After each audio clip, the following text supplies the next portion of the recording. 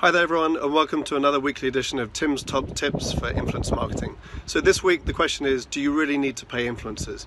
This is such a fantastic question because it's the most asked question in influencer marketing that we get over the past few years. So how I would break it down is like this.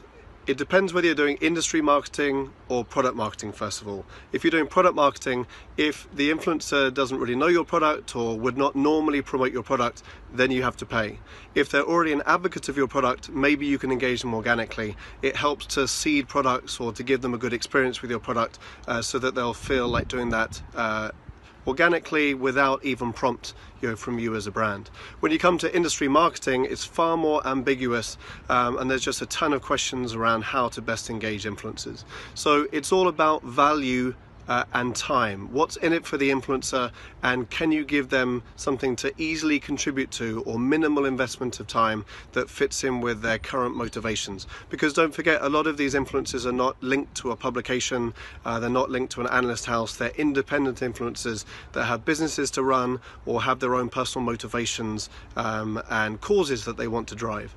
So if you're going to ask them for an opinion or maybe a quote for a piece of research that they're going to be featured in, then you can engage them organically. If you're going to be inviting them to an event that they're already at or giving them a speaking opportunity and they're looking to for more speaking opportunities, then you can engage them organically.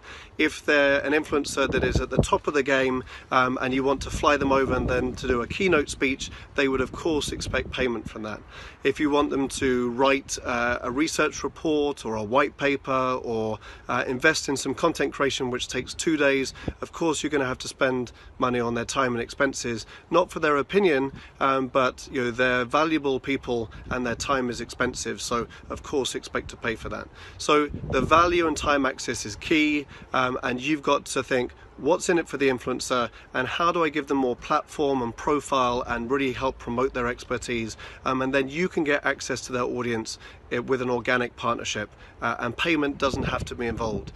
These are the best partnerships and relationships that are not transactional and really help to create a win-win situation for both you as a brand, the influencer, and also the end target audience, which of course is the key to drive engagement and awareness, which is part of the whole point of doing it. So hope this is helpful and see you next week.